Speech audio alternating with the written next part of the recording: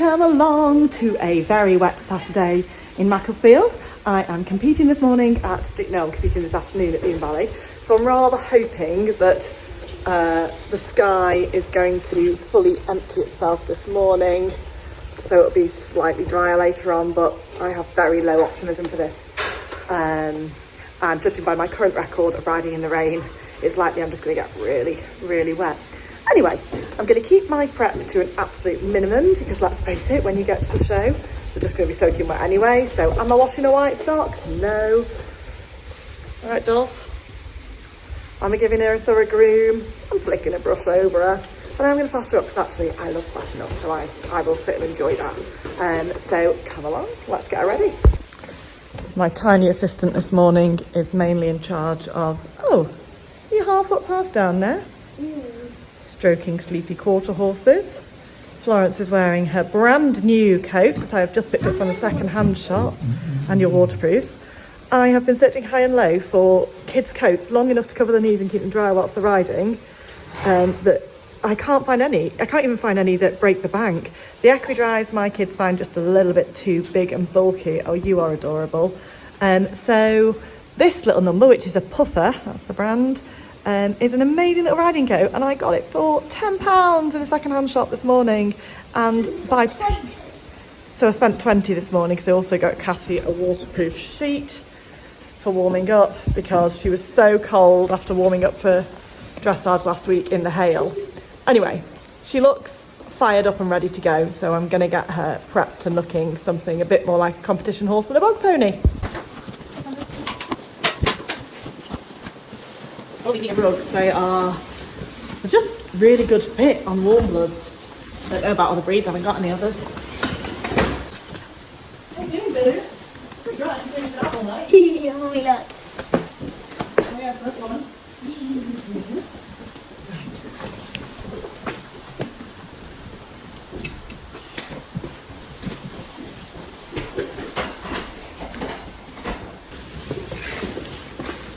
Here is all the equipment I require for plaiting. A old milk crate to stand on, plaiting bands for my downward plaits, thread and a needle for rolling, a nice skinny comb, and that's a bit of apple. And I tend to just leave her tied up in a stable where she's super chilled and relaxed, and then she doesn't think stressy thoughts whilst I'm plaiting her up. Well, now she's thinking apple-based thoughts and staring at me to start lifting her leg in a minute. My plaiting rule is, well, I think everyone's plaiting rule is, odd number down the mane and the forelock makes it even. So for hunting, you'd do sort of 9 or 11 in the mane and then turn that into 10 or 12. Don't think it really matters for show jumping. Sometimes I love it when you see all those teeny weeny ones, but to do that you have to have your mane pulled really quite short. And Cass's mane's okay. But it's not super short at the moment. Yes, it is. Troy's is like that. Oh, Troy's a native section A. He's a very different horse. So I'm going to set to and get this plaited.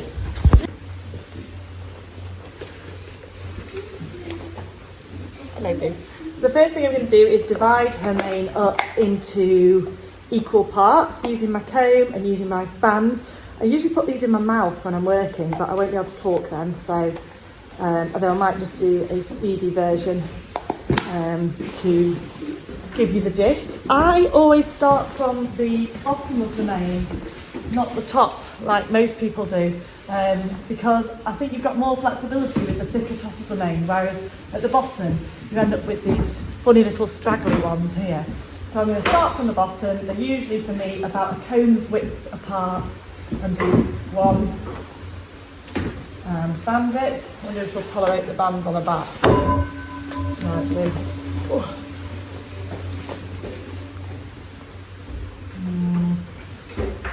Comb through so you get a nice clean line.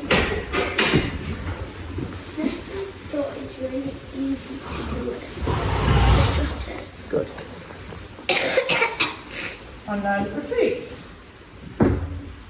What are you doing?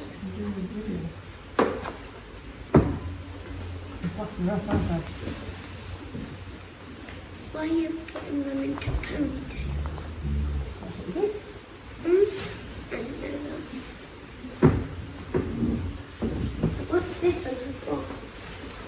the lumps on where she was kicked when she was a youngster.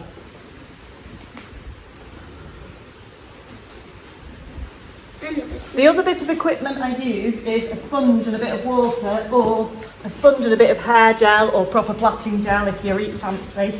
I just would use bog standard, like I usually nick my husband's hair gel for this job.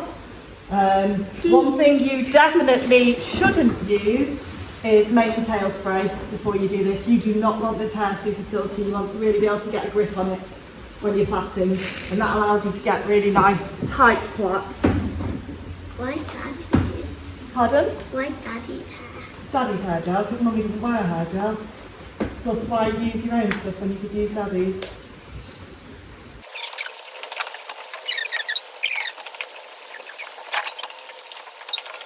So next up, I'm going to take my needle and thread and get myself a length of thread. So that long. Handy pair of scissors. Oh my gorgeous.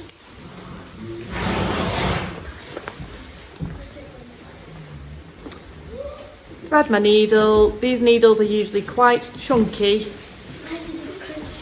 and not too sharp. So you thread the needle through like that. You don't have to tie a knot or anything.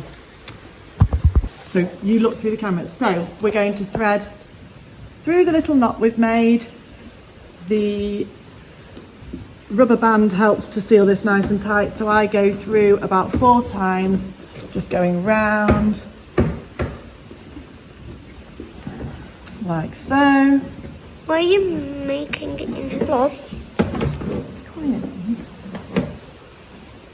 So that's nice and secure. Then I'm going to go up through and fold my plait in half and go all the way through at the back there. I don't know how well you can see it. And then straight back down and through your knot again.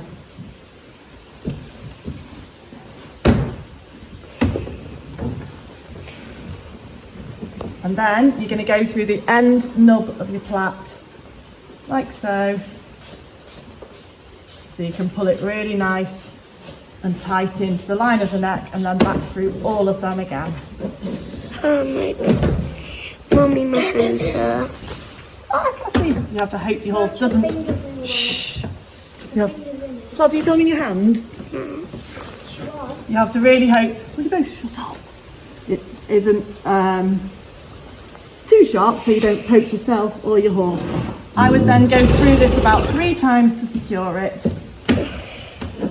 It's definitely worth in this weather stitching your plaits in, because the bands just go flying so easily, and when you've got freezing cold wet hands later, it's not so easy to fix your plaits whilst you're riding.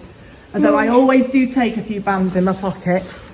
So I'm happy that that's nice and secure now, so I just get my scissors and I snip there underneath. Mummy can't hold it anymore. We've got one lovely neat little plait.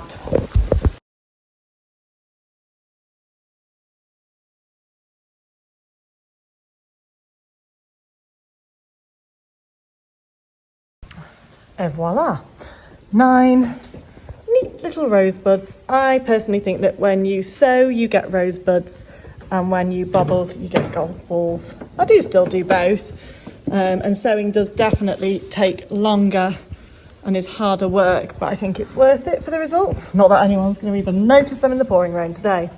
My next quite cool tip when you're doing forelocks is to give them a bit of feed whilst you're doing it. You see people fighting to keep the horse's head still, but actually a little bit of feed in a bowl whilst you're plaiting down keeps your horse's head low and easy to access, and usually keeps them still. So I'll do that now. Cassie has an amazing mane for plaiting, but a horrible forelocks. It's absolutely tiny. So I just have to do the best I can. So I sort of do a semi-French plait down, trying to keep it as flat to a head as possible so it doesn't end up looking like a little ping pong ball sticking out at the front. Plaiting really varies depending on what sort of horses you have and what manes they have, the thickness, the texture. I mean, I don't know how clearly you can see that, but this is the world's most pathetic forelock plait. And I use a little trick. I don't even put a bobble in this. I'll put a bobble in the end of it like that, and then I use some little smart grooming scissors just to loop it back into itself. Otherwise she just ends up looking like she's just got this funny little bobble sticking out the front of her head.